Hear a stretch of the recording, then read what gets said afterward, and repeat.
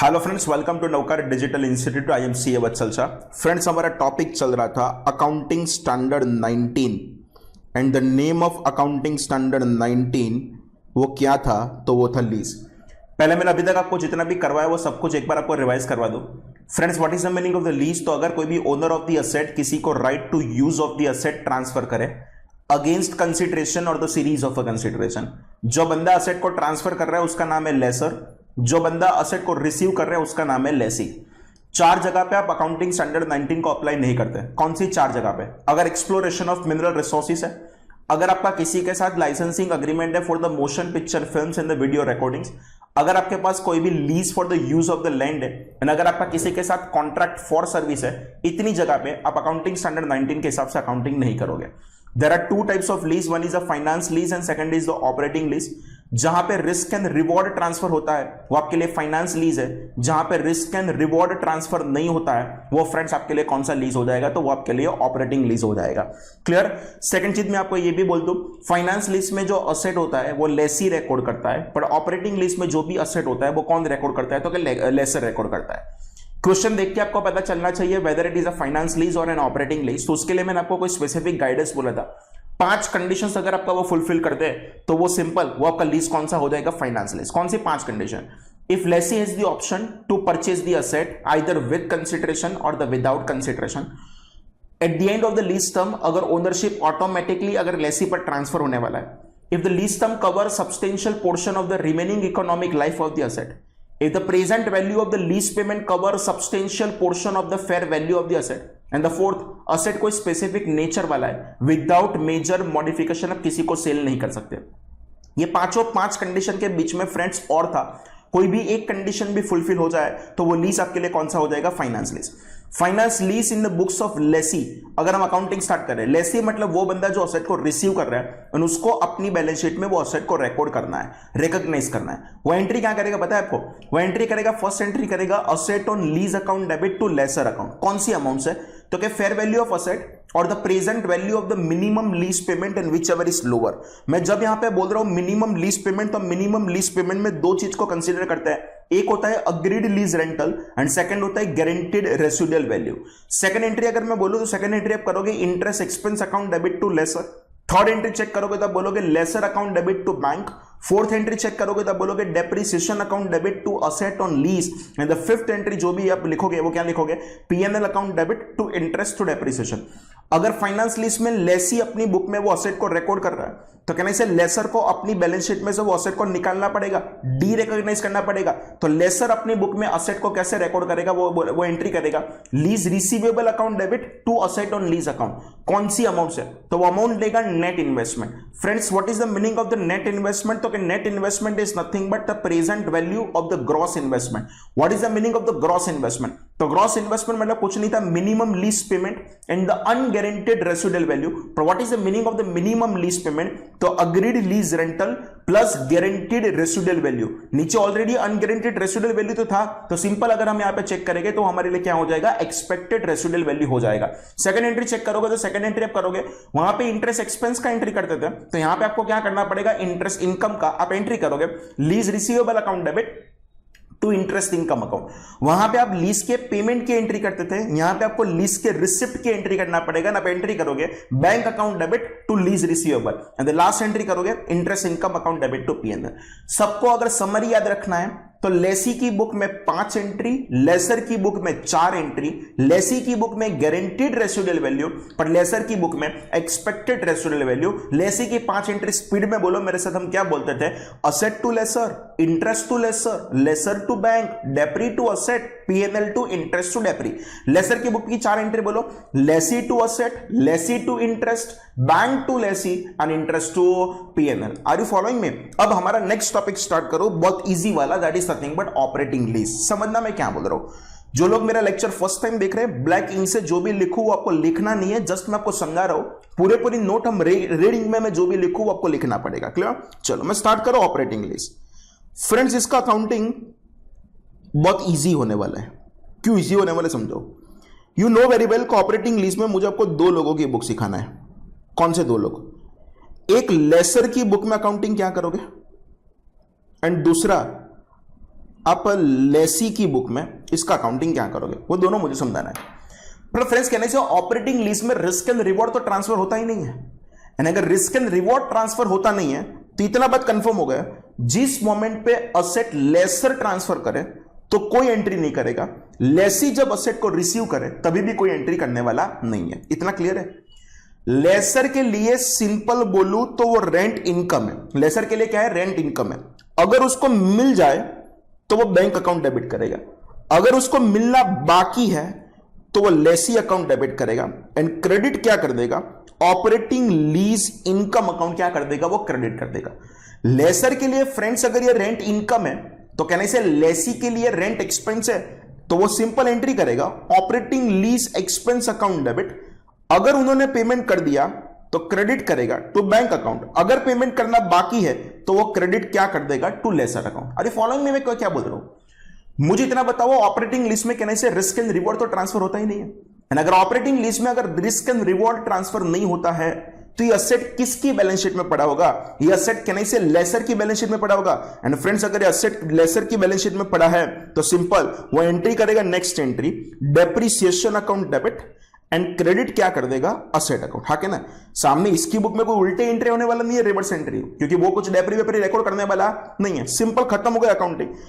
Laser के वहां पे एक इनकम है और एक एक्सपेंस है, दोनों को ट्रांसफर करे पीएनएल में तो एक एंट्री करूंगा operating lease income account debit to PNL, and simple इसके लिए एक दूसरा खर्चा भी है, कौन सा? डेप्रिसिएशन का, तो उसके लिए एंट्री करूंगा PNL account debit to depreciation. Are you following में? अच्छा, सामने कहने से लेसी के लिए एक एक्सपेंस है, अगर लेसी के लिए एक एक्सपेंस है तो वो एंट्री करेगा PNL account debit to operating lease expense account. Friends में सिंपल अगर इसका एंट्री ना सिखाऊं ना तो भी आप उसको आराम से मैनेज कर पाओ। सिंपल एक की बुक में रेंट इनकम को रिकॉर्ड करना है पर दूसरों की बुक में रेंट एक्सपेंस को रिकॉर्ड करना है क्या ना। फ्रेंड्स अकाउंटिंग पार्ट बहुत सिंपल है, इसमें जो डिफिकल्ट है ना वो उसका कैलकुलेशन डिफिकल्ट है। अब मैं आपको समझो मैं प्रॉपर क्या बोल रहा हूं। मैंने कोई एक प्रॉपर्टी मिस्टर एक्स के पास से ऑपरेटिंग लीज पर लिया। कौन सी लीज पर लिया? ऑपरेटिंग लीज पर। एंड उन्होंने मुझे 3 साल तक प्रॉपर्टी दे दिया। मैंने बोला पेमेंट कितना करने का, तो उन्होंने बोला ईयर 1 में आप मुझे 50,000 का पेमेंट करोगे पर मंथ के हिसाब से। आर यू फॉलोइंग में? मैंने बोला ईयर 2 में, तो ईयर 2 में उन्होंने बोला कि 55,000 का पर मंथ का आपको पेमेंट करने आ रहा है। मैंने बोला 5,000 रुपए ज्यादा क्यों? तो उन्होंने बोला कि हम 10% का इन्फ्लेशन लेते हैं। क्या लेते हैं? 10% का इन्फ्लेशन। ठीक है। ईयर 3 में अब 60,500 पर मंथ आपको देना पड़ेगा। मैंने बोला अगेन 5500 रुपए ज्यादा, तो क्या लास्ट ईयर 55,000 था, 10% ज्यादा, मतलब सिंपल हम यहां पे आपके पास से क्या लेंगे तो क्या 10% का इन्फ्लेशन लेंगे। क्लियर? ये 3 साल का अग्रीमेंट, 3 साल के बाद मुझे प्रॉपर्टी खाली कर देने का अगर फिर से अगर कुछ अग्रीमेंट करना है तो कर सकते हैं। हाँ कि ना? मैं यहां पे जितने भी लेक्चर्स जितने भी स्टूडेंट्स ये लेक्चर्स देख रहे हैं ना उनको मैं सिंपल बोलूं, आपका दिमाग क्या चल रहा है? मैंने ये प्रॉपर्टी मिस्टर एक्स के पास से ऑपरेटिंग लीज पर लिया, मतलब I am a lessee and mister X is a lessor, this is an operating lease. तो मैं मेरी बुक में एक रेंट का एक्सपेंस रिकॉर्ड करूंगा एंड मिस्टर एक्स अपनी बुक में क्या करेगा? एक रेंट का इनकम रिकॉर्ड करेगा। क्लियर? पर मैं मेरी बुक में फर्स्ट ईयर में 50,000 पर मंथ, दूसरे ईयर में 55,000 per month and third year में 60,500 पर मंथ का एक्सपेंस रिकॉर्ड करूंगा तो चलेगा? तो आपका दिमाग तो बोल रहे हाँ, बिकॉज फर्स्ट ईयर में 50 का वो ले रहा है रेंट, दूसरे ईयर में पर मंथ 55,000 ले रहा है एंड तीसरे महीने में 60,500 ले रहा है। आप जो सोच रहे हो ना वो एक लेमेन की तरह सोच रहे हो। अकाउंटिंग स्टैंडर्ड 19 क्या बोल रहा है? ऑपरेटिंग लीज का एक्सपेंस एंड ऑपरेटिंग लीज का इनकम असेट के यूजेज के प्रोपोर्शन में आपको पीएनएल में डेबिट करना है। रिपीट करो, मैं क्या बोल रहा हूं? ऑपरेटिंग लीज का एक्सपेंस और ऑपरेटिंग लीज का इनकम आप जो पीएनएल में ट्रांसफर करोगे, एक्सपेंस होगा तो डेबिट करोगे, इनकम होगा तो क्रेडिट करोगे, पर वो कौन से प्रपोर्शन में? तो असेट के यूजेज के प्रपोर्शन में। मुझे पूछो तो कहना है सबका असेट का यूजेज का प्रपोर्शन जो है वो तो हर साल सेम ही रह रहा है। मुझे इतना बताओ, मेरा लेसर जो मेरे पास है सेकेंड ईयर में 5,000 एक्स्ट्रा ले रहा है, थर्ड ईयर में 5,500 रुपीज जो एक्स्ट्रा ले रहा है, उसमें ये रूम की साइज बढ़ रही है, उसमें उन्होंने मुझे जो ऑफिस दिया वो ऑफिस की साइज बढ़ रही है, आंसर इज नो। वो तो कहने से सेम ही रहने वाला है। तो सिंपल अगर चेक करो तो असेट का यूजेज का प्रपोर्शन तो सेम ही रहा। यानी फ्रेंड्स अगर असेट का यूजेज का प्रपोर्शन तो सेम ही रहा तो कहने से मुझे एक इक्वलाइज लीज रेंट निकालना पड़ेगा। एंड वो कैसे निकालूंगा समझाओ। इक्वलाइज्ड लीज रेंट अगर बात करूं तो 50,000 रुपए पर मंथ, वैसे कितने महीने के हिसाब से, 12 महीने के हिसाब से। दूसरा 55,000 रुपए पर मंथ कितने महीने के हिसाब से, 12 महीने के हिसाब से। एंड तीसरा 60,500 पर मंथ कितने महीने के हिसाब से, 12 महीने के हिसाब से, डिवाइडेड बाय अगर 36 करोगे तो फ्रेंड्स चेक करो आपका आंसर कुछ 54,167 ऐसा कुछ आता होगा। इररिस्पेक्टिव ऑफ पेमेंट मैं हर एक साल में एक्सपेंस भी इतना रिकॉर्ड करूंगा एंड सामने वाला लेसर भी इतना ही इनकम रिकॉर्ड करेगा। ये सम को छोड़ दो, मैं सम को प्रॉपर ड्राफ्ट करवा के हम हमारी बुक में क्या करते हैं, अकाउंटिंग एंट्री कर देते हैं तो आपको प्रॉपर पता चलेगा। क्लियर। पहले मैं आपको ऑपरेटिंग लिस्ट की स्टोरी लिखवा दो। फ्रेंड्स टाइटल लगा दो ऑपरेटिंग लीज, लिखो वहां पे operating lease in books of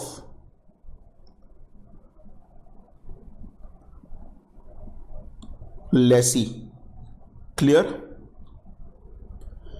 Lesi के वहां पे तो फ्रेंड्स आपको पता है जस्ट आपको 2 एंट्री करने की जरूरत है। तो उसमें से फर्स्ट एंट्री लिखो फॉर एक्सपेंस करके,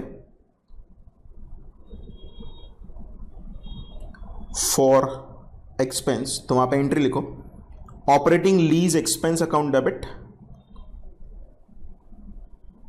operating lease expense account debit, credit कर दोगे टू बैंक अकाउंट और लेसर अकाउंट। अगर पेमेंट कर दिया तो बैंक, एंड अगर पेमेंट करना बाकी है तो कहां पे, लेसर। बाकी कुछ होने वाला नहीं है तो डायरेक्टली लिख दो closing entry, closing entry. And उसके लिए आपको लिखना पड़ेगा PNL account debit,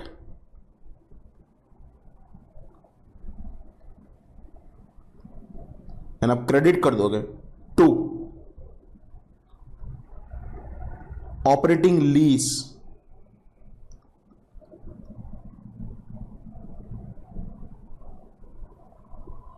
expense account. Clear. अच्छा नेक्स्ट टाइटल लगाओ operating lease in the books of lessor. बाकी इसमें लेसी की बुक खत्म हो गई, अब टाइटल लगाओ operating lease in books of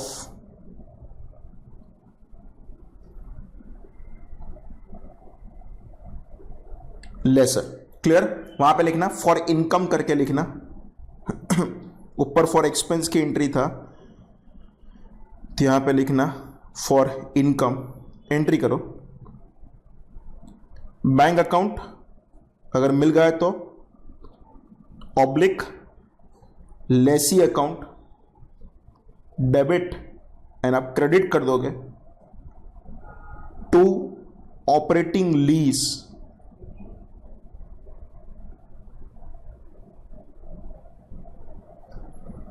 income account. Clear.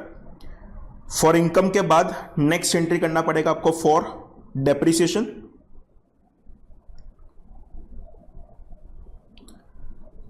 क्योंकि असेट आपकी बुक में है तो डेप्री भी आपको ही रिकॉर्ड करना पड़ेगा। और उसके लिए एंट्री करो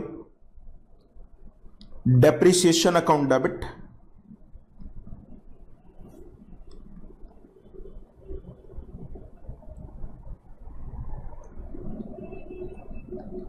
एंड क्रेडिट कर दोगे to asset on lease account. Clear. Finally इनके बुक में एक एक्सपेंस था एक इनकम था तो वो दोनों ट्रांसफर करके कहां पे डाल देते, पीएनएल में। तो यहां पे लिखो closing entry, and closing entry में करो first entry operating lease income account debit, operating lease income account debit, and अब क्रेडिट कर दोगे टू पीएनएल अकाउंट। एंड दूसरा मेरी बुक में एक एक्सपेंस है, कौन सा एक्सपेंस है मेरी बुक में, डेप्री वाला, तो डेप्री वाला एक्सपेंस भी ट्रांसफर कर देंगे कहां पे, पीएनएल में। तो एंट्री करता हूं मैं, PNL account debit to depreciation account, PNL account debit to depreciation account. Clear friends, हम अब एग्जांपल लिखे जो मैंने आपको समझाया था वो क्लियर, टाइटल लगा दो एग्जांपल करके,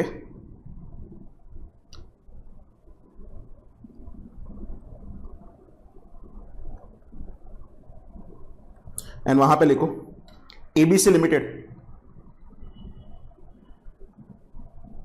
has taken an asset, has taken an asset on lease, rather on operating lease लिख देना,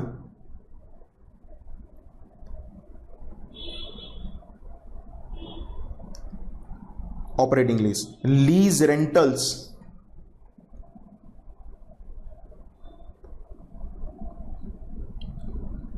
R S follow, year 1 ₹50,000 per month, year 2 ₹55,000 per month, and वो 5,000 रुपये ज्यादा है, वो क्यों है, तो including 10% inflation, and year 3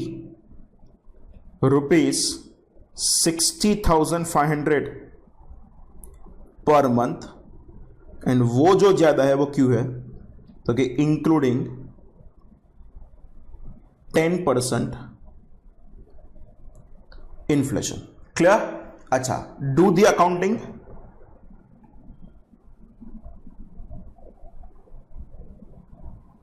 in the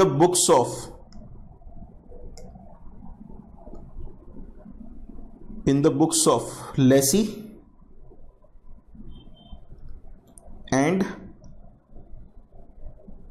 lesser. Clear? आपको तीनों 3 साल के लिए दोनों की बुक में आपको एंट्री करके देना है। सिंपल बोल दो फ्रेंड्स, अकाउंटिंग स्टैंडर्ड 19 क्या बोल रहा था कि लीज का जो एक्सपेंस है ना वो आपको असेट के यूजेज के प्रपोर्शन में करना। अच्छा, मैं दूसरा चीज ऊपर आपको असेट का यूजेज का प्रपोर्शन का अगर आपको बोलूं ना, लाइक समझाओ, मैंने कोई एक प्रॉपर्टी है ना 1 जनवरी 2020 को लिया, मेरा कहना है यार यहाँ पे खत्म हो जाएगा 31 मार्च 2020 को, एंड उन्होंने मुझे बोला कि आप प्रॉपर्टी 31 दिसंबर 2020 तक आप यूज करना। मैंने बोला रेंट देने का, तो कि यूज कर रहे हो तो रेंट तो देना पड़े ना। मैंने बोला कितना, तो क्या 1 जनवरी से 31 मार्च का है ना, अब 3 महीने हुए, वो 3 महीने हम आपको फ्री में दे रहे हैं। बाकी ये 31 मार्च से 31 दिसंबर है ना, तो 9 मंथ्स के लिए आपको कितने रुपीस देना पड़ेगा, 10,000 रुपीज पर मंथ देना पड़ेगा। एज ए लेमैन आप क्या सोचोगे, क्या पहले 3 महीने no entry, and from the month of April every month हम 10,000 रुपीज रिकॉर्ड कर देंगे। आप ऐसा सोच रहे हो ना, पर आप कुछ गलत सोच रहे हो। अकाउंटिंग स्टैंडर्ड 19 बोल रहा है कि आपने पूरे 12 महीने के लिए असेट को सेम प्रपोर्शन के लिए यूज किया, एंड अगर सेम प्रपोर्शन के लिए यूज किया है तो क्या आप जो 90,000 रुपीज का फ्रेंड्स पेमेंट कर रहे हो ना, वो 90,000 रुपीज का पेमेंट आप 10 महीने के 9 महीने के लिए नहीं कर रहे हो, 90,000 का पेमेंट 12 महीने के लिए कर रहे हो। मतलब पर मंथ आपको 7,500 रुपीज का खर्चा रिकॉर्ड कर लेने का। सिंपली समझो, जैन फेब एंड मार्च में भले मैंने पेमेंट नहीं किया तो भी पर मंथ में 7,500 रुपीज का खर्चा रिकॉर्ड करूंगा 3 महीने के लिए, टोटल मैं 22,500 रुपए का खर्चा रिकॉर्ड कर दूंगा। And from the month of April to December भले मैं पेमेंट रिकॉर्ड करूं 10,000 रुपए का, बट मैं जो खर्चा रिकॉर्ड करूंगा ना वो सिर्फ कितने का करूंगा, 7,500।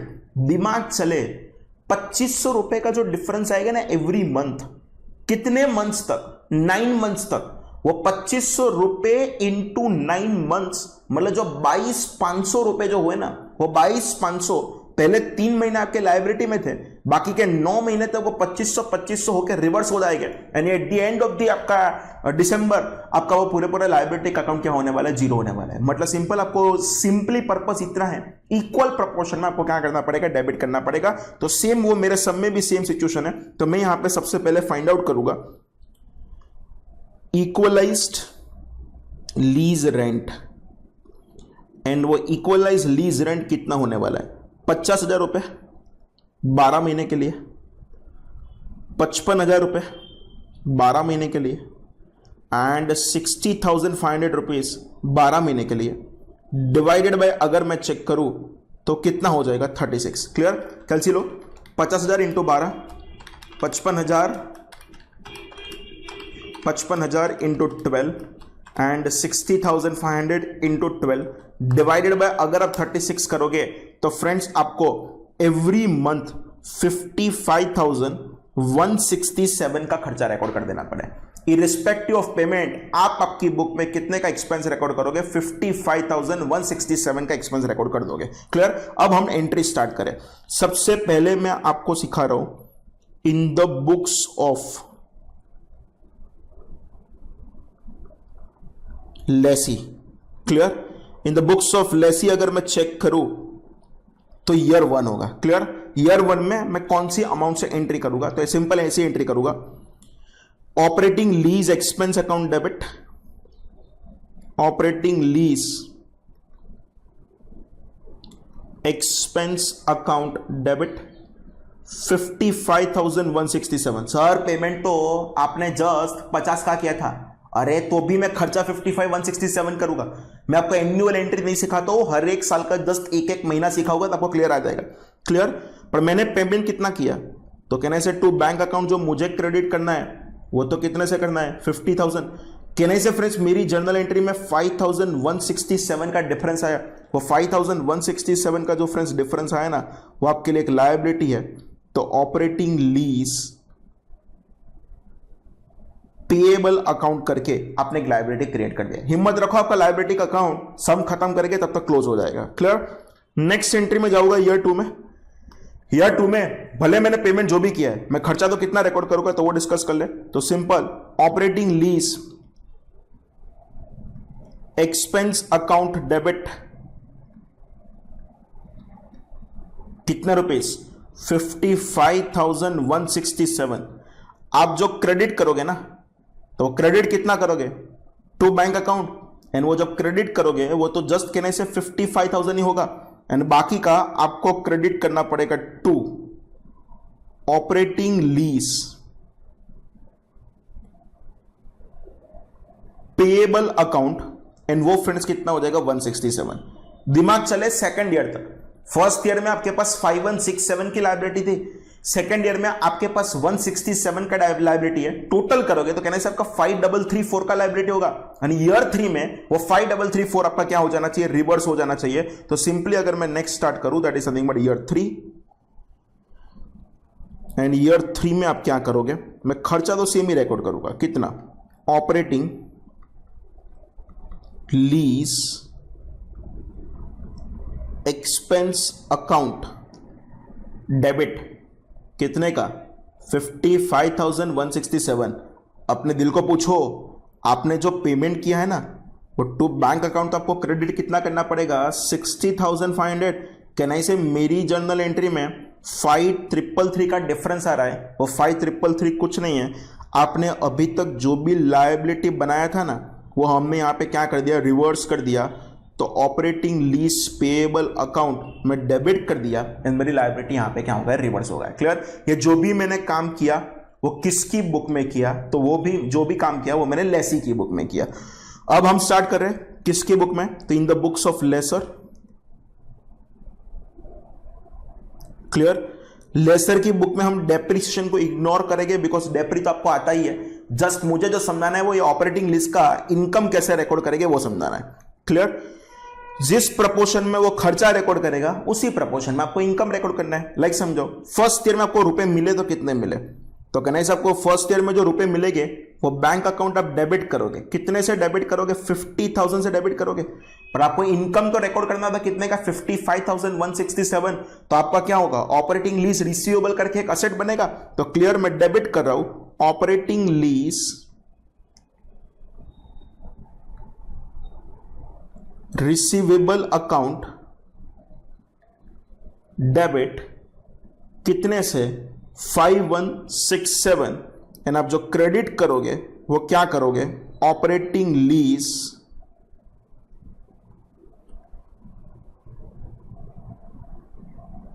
इनकम अकाउंट कितने का, 55,167 का। क्लियर। अच्छा, ईयर 1 के बाद अगर मैं यहां पे स्टार्ट करूं, that is nothing but year 2। Year 2 में मुझे रुपए मिलेंगे कितने, तो मुझे जो रुपए मिलेंगे वो होगा बैंक अकाउंट डेबिट, कितने रुपए मिलेंगे, 55,000। प्रेफरेंस कहना है मुझे तो मेरी बुक में जो इनकम रिकॉर्ड करना है वो 55,000 से नहीं करना है, वो तो 55,167 से करना है। तो 167 रुपीज का मेरा क्या हो जाएगा, ऑपरेटिंग लीज रिसीवेबल, यहां पे डेबिट कर रहा हूं, operating lease receivable account debit 167, and आप जो क्रेडिट कर दोगे वो क्रेडिट क्या कर दोगे, टू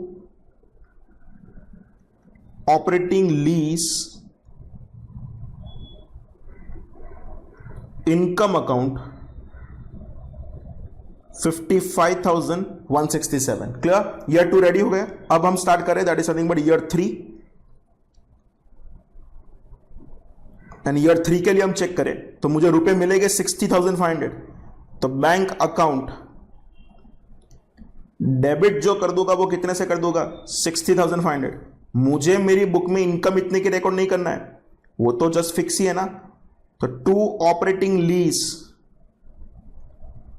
इनकम अकाउंट, वो तो जस्ट कितने से होगा, तो क्या वो 55,167 से होगा। मेरी जर्नल एंट्री में जो 5,333 का डिफरेंस आ रहा है ना, वो कुछ नहीं है। आज तक आपने जो भी ऑपरेटिंग लीज रिसीवेबल डेबिट किया था वो यहां पे क्या हो जाएगा, क्लोज हो जाएगा।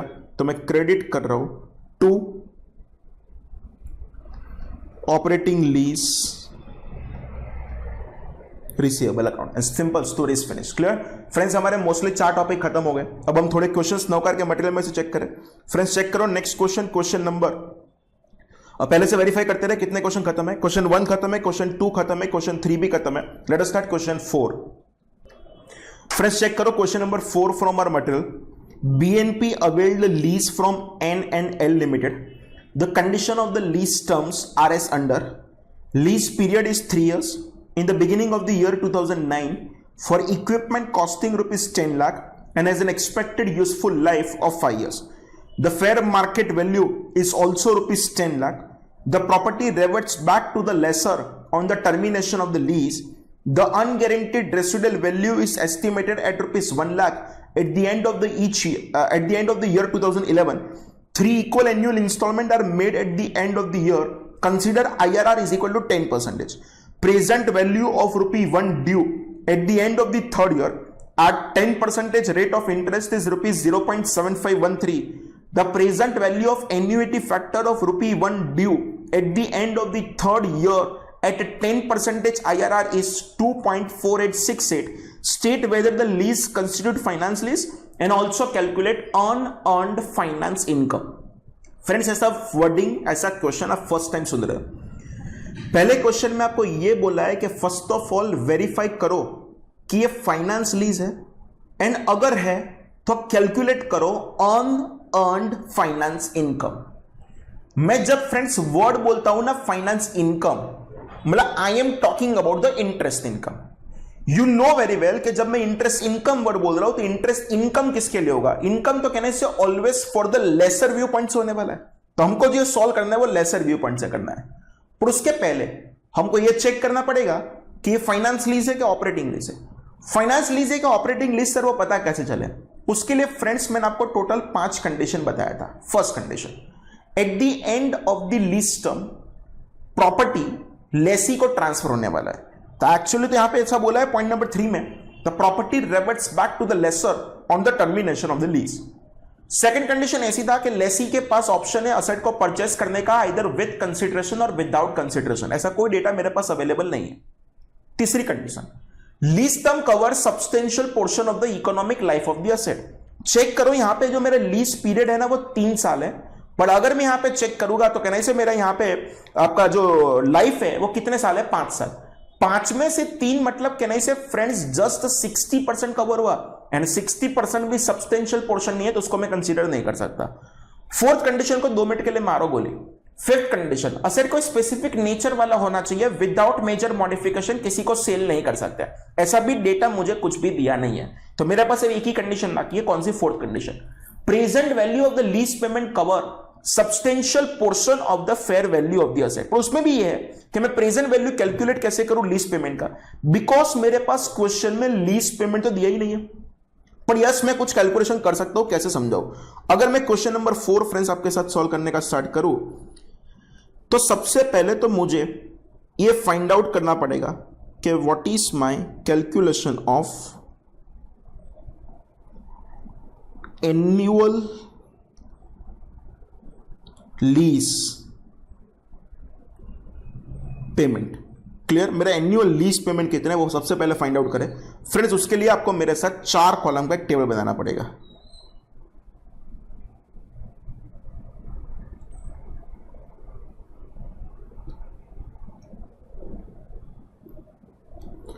एंड वहां पे लिखो ईयर,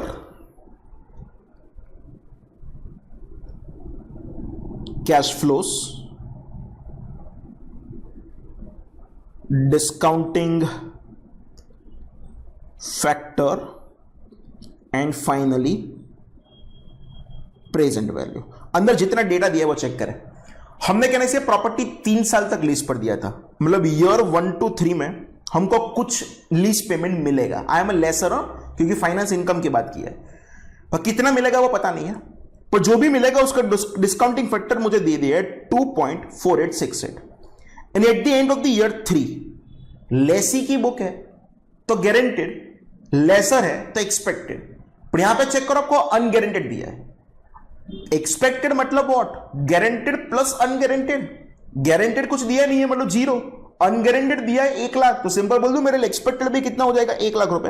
तो सिंपल यहां पे कैश फ्लो में मैं लिख रहा हूं 1 लाख रुपए, जिसका डिस्काउंटिंग फैक्टर है 0.7513। तो इसको तो कहने से मैं मल्टीप्लाई करूंगा तो सिंपल 75130 आंसर आएगा। अब मैं फंसा हूं, पर नॉर्मल लॉजिक ये है, कोई भी रेशनल बंदा अगर असेट को बेचे कि असेट को लीज पर देना, तो उसकी आज की फेयर वैल्यू जितना तो रिकवर कर ही लेगा। एंड कहने से फ्रेंड्स मैं यहां पे अज्यूम कर लूं कि वो 10 लाख रुपए जो आज की फेयर वैल्यू है वो तो रिकवर कर ही लेगा। यानी 10 लाख रुपए मैं कहां से लाया? वो तो मुझे बुक में दिया ही है। तो अब तो फ्रेंड्स आप आराम से कर पाओगे ना। कैसे? अगर इसमें आप रिवर्स कैलकुलेशन करो तो 10 लाख माइनस अगर आप करोगे 75130, 10 लाख माइनस 75130, तो कहने से फ्रेंड्स ये आपका आंसर आ जाएगा 9 लाख, सॉरी ये आपका आंसर आ जाएगा 9,24,870। हाँ के ना? अच्छा, अब मैं यहां से ये डिवाइड करूं 9,24,870 डिवाइडेड बाय फ्रेंड्स कहने से अगर आप करोगे 2.4868, तो चेक करो आपका जो आंसर आएगा वो आपका आंसर कितना हो जाएगा? 3,71,912। तो मुझे ये भी मिल गया 3,71,912। क्लियर? ये भी मुझे मिल गया। अब यहां से काम खत्म नहीं होगा, आपको ये चेक करना पड़ेगा what is your present value of lease payment. तो कहने से friends my present value of lease payment is 9,24,870।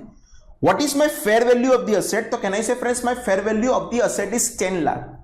10 lakh में से 9,24,870 मतलब मैं ऐसा बोलूं वो मेरी फेयर वैल्यू का 92.48% जितना रिकवर कर रहा है। एंड अगर फ्रेंड्स वो 92.48% जितना रिकवर कर रहा है, तो सिंपली मेरी वो 4th नंबर की कंडीशन फुलफिल हो रहा है। कौन सा?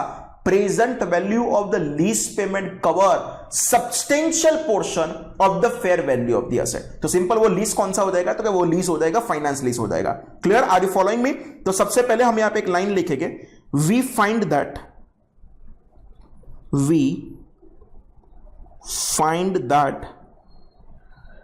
present value of lease payment covers substantial portion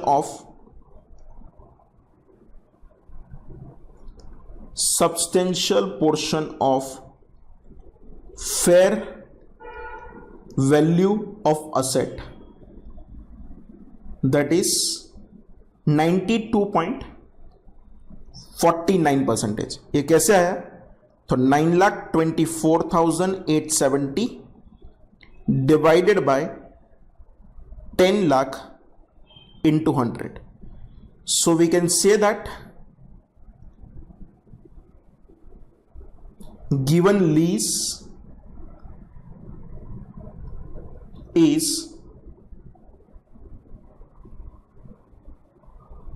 finance lease. Clear? जो आपको क्वेश्चन में दिया वो लीज कौन सा हो जाएगा? Finance lease.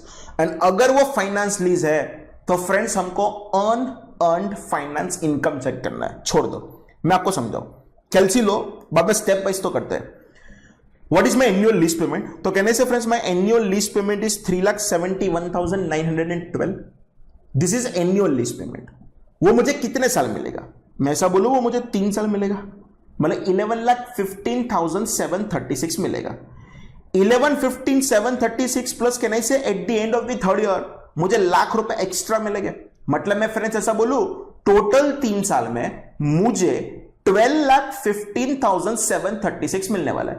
पर कहने से एक्चुअली चेक करो तो असेट का जो फेयर वैल्यू था वो तो जस्ट कहने से फ्रेंड्स 10 लाख रुपए था, पर आपको मिल रहा है 12,15,736। मैं ऐसा बोलूं ऊपर के 2,15,736 जो मिल रहा है ना, वो फ्रेंड्स आपके लिए कौन सी इनकम है?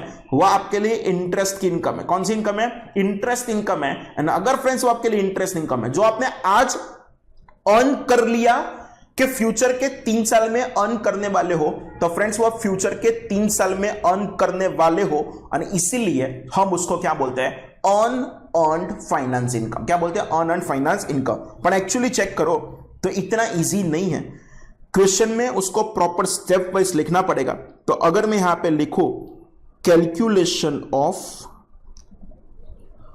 Earned finance income, calculation of earned finance income, तो वो कैसे होगा वो समझाओ। सबसे पहले कहने से उन लोगों ने बोला है कि earned finance income is nothing but gross investment minus net investment. तो सबसे पहले मुझे करना पड़ेगा स्टेप 1। स्टेप 1 में हम कैलकुलेट करेंगे that is nothing but gross investment. And आपको मैंने ऑलरेडी बोला था कि ग्रॉस इन्वेस्टमेंट मतलब व्हाट? तो agreed lease rental plus residual value. यहां पे मैं लिख रहा हूं gross investment is equal to agreed lease rental plus residual value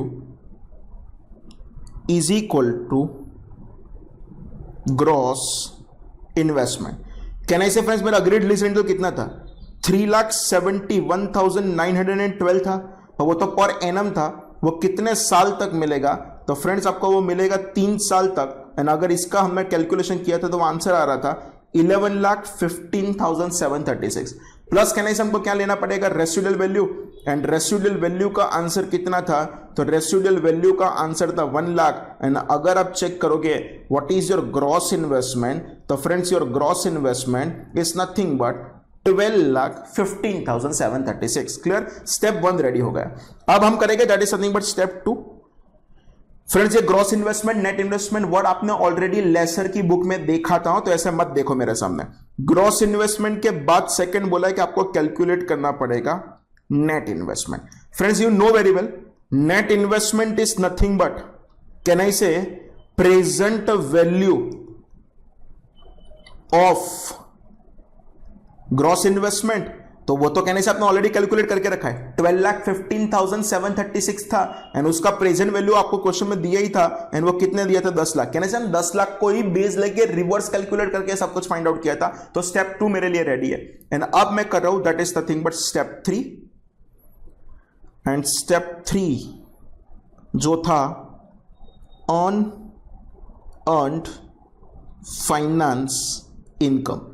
तो अर्नड फाइनेंस इनकम के लिए स्टोरी सिंपल है, वहां पे लिखा है it is nothing but step 1 minus step 2, मतलब gross investment minus net investment. कहने से ग्रॉस इन्वेस्टमेंट हमको पता है कितना था? 12,15,736 माइनस 10 लाख। तो फ्रेंड्स आपका यह आंसर हो जाएगा कितने का? 15,736. This is nothing but your earn and finance income. Clear. ऐसे क्वेश्चन इंस्टीट्यूट आपको बहुत पूछते हैं अर्न एंड फाइनेंस इनकम वाले. मैंने तो आपको जस्ट कैलसी में सॉल्व करके दे दिया था, पर आपको उसके कंसेप्ट सब कुछ डिटेल में पता होना चाहिए. Clear. Can I go ahead. Perfect. Question number 4 हमारा डन है. नेक्स्ट अगर चेक करें, क्वेश्चन 5 ऑलरेडी हमने कर दिया था. Yes, late us start question number 6. First of all I am reading question 6. An equipment having expected useful life of 5 years is leased for 3 years. Both the cost and the fair value of the equipment are rupees 6 lakh. The amount will be paid in the 3 equal installment, and at the end of the termination of the lease, lessor will get back the equipment. The unguaranteed residual value at the end of the 3rd year is rupees 60,000. The IRR of the investment is 10%. Present value of the annuity factor of ₹1 due at the end of the 3rd year at 10% IRR is 2.4868. The present value of the ₹1 due at the end of the 3rd year at a 10% rate of interest is 0.7513. State with reason whether the lease constitute finance lease and also compute unearned finance income. ऊपर वाला ही question है, just amount change है, बाकी सब कुछ same है. Clear. Directly solve करना start करें. क्वेश्चन 6. एंड अगर हम क्वेश्चन 6 देखें, सबसे पहले फ्रेंड्स क्या फाइंड आउट करेंगे? Annual lease rent. तो टाइटल लगा दो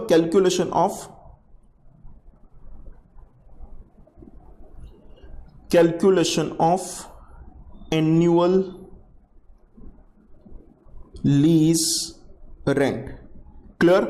आपको टोटल मेरे साथ 3 कॉलम बनाना है, रादर 4 कॉलम बनाना है.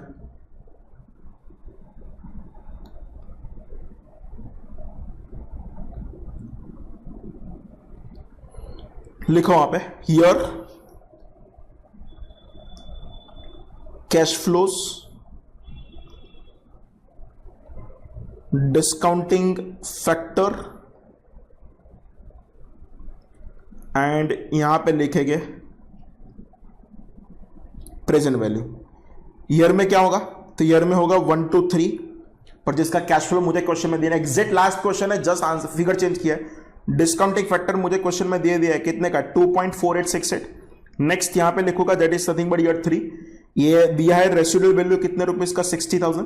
अभी भी बोल देता हूं हमको चाहिए एक्सपेक्टेड, पर क्वेश्चन में दिया क्या था? अनगारंटेड. ठीक है, गारंटेड नहीं दिया है तो मैं सिंपल बोल रहा हूं अनगारंटेड इज इक्वल टू क्या हो रहा है? एक्सपेक्टेड. डिस्काउंटिंग फैक्टर भी मुझे दे दिया है 0.7513. क्लियर. 60,000 इंटू 0.7513 करो तो फ्रेंड्स आपका आंसर आएगा 45078. एंड कोई भी बंदा फेयर वैल्यू जितना तो रिकवर करने ही वाला है, मतलब 6 लाख तो हमको दे ही दिया है, ये गिवन है. क्लियर. अगर हम रिवर्स कैलकुलेशन करें तो फ्रेंड्स चेक करो,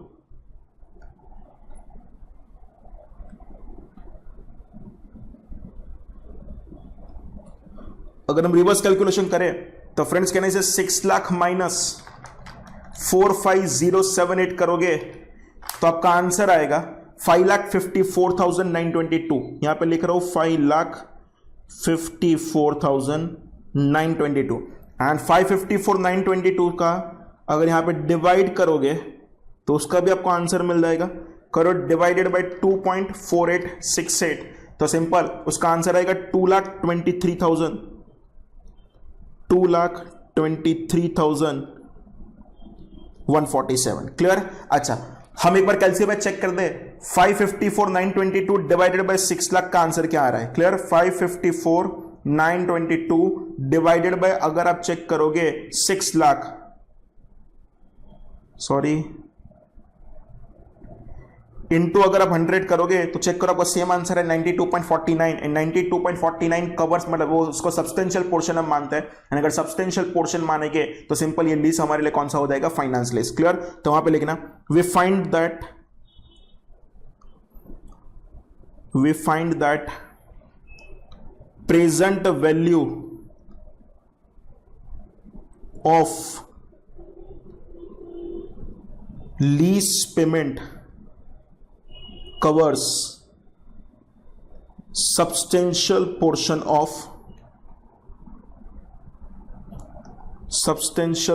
of fair value of asset that is 92.49%। कैसे आया तो लिख दो एक बार, 5,54,922 था, डिवाइडेड बाय फेयर वैल्यू कितने का था, 6 लाख का था, एंड अगर आप परसेंटेज टर्म्स में वेरीफाई करोगे तो 92.49% आएगा। So we can say that given lease is finance lease. Clear. अब हमको क्या करना पड़ेगा, अर्न फाइनेंस इनकम, आपको फॉर्मूला पता है, gross investment minus net investment, total 3 step में पूरा सम करने वाले हैं। तो टाइटल लगा दो, calculation of earned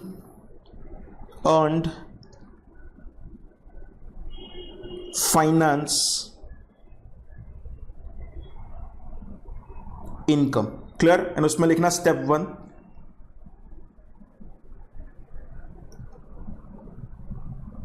and step 1 मतलब क्या आएगा वहां पे, gross investment.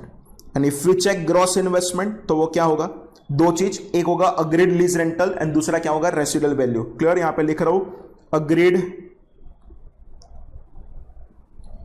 Lease rental plus residual value is equal to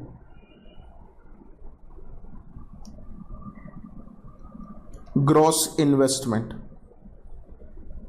अच्छा, अग्रीड लीज रेंटल में हम चेक करें तो हमारा, चेक करो एनुअल लीज रेंटल का आंसर कितना आ रहा था, तो वो आ रहा था 2,23,147, 2,23,147, एंड वो कितने साल तक, तो वो आ रहा था 3 साल तक। कैलसी लो, इंटू 3 करोगे तो फ्रेंड्स आपका आंसर आएगा 6,69,441, 6,69,141।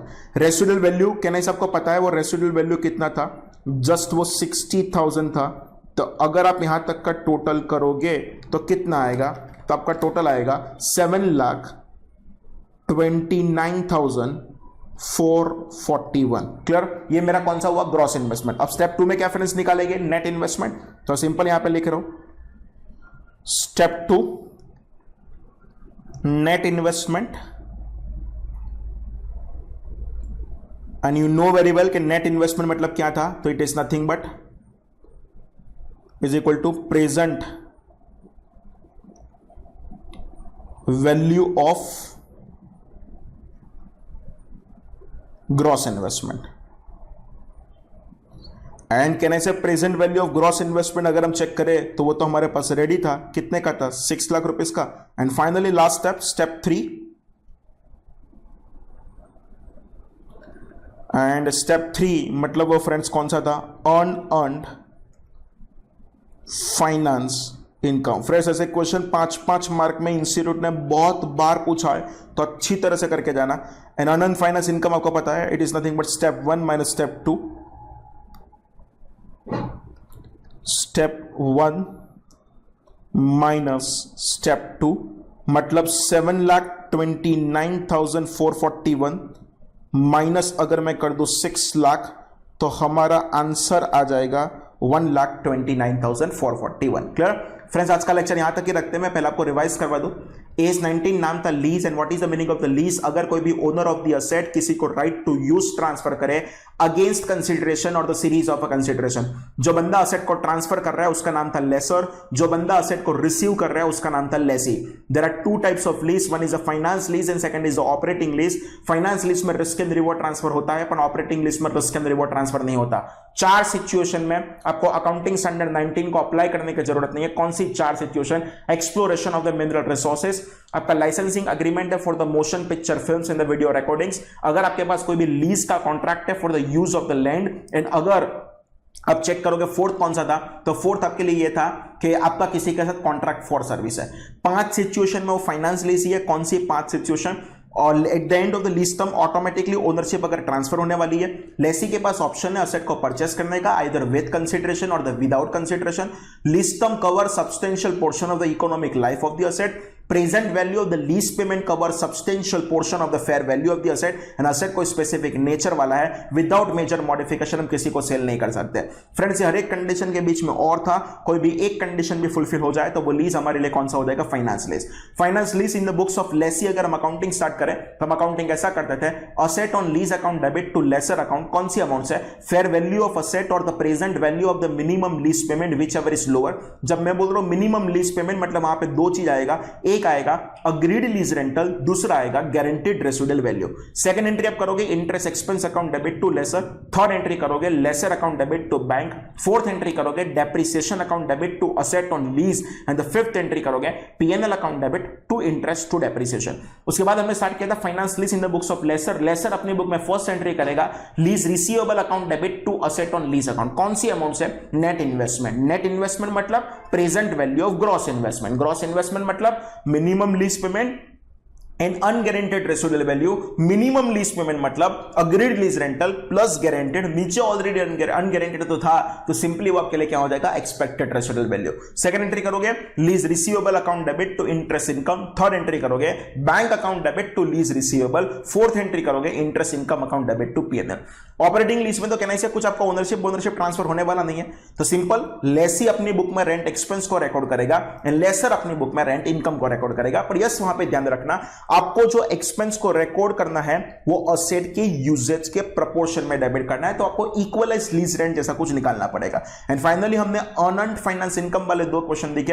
अर्नड फाइनेंस इनकम में इतना सिंपल था, इसकी फॉर्मूला थी gross investment minus net investment. Clear? Next lecture में इसको खत्म करेंगे, बहुत छोटा सा पोर्शन बाकी है, एंड फाइनली अकाउंटिंग स्टैंडर्ड 19 को फिनिश करेंगे। Thank you friends, thank you very much. If you like this video, share it with your friends. Subscribe to our YouTube channel to watch more such videos and learn from our expert faculty members. Press the bell icon to get regular notifications whenever we upload a new video. Download NDI mobile app to get complete CA course online. We value your support. Thank you for watching.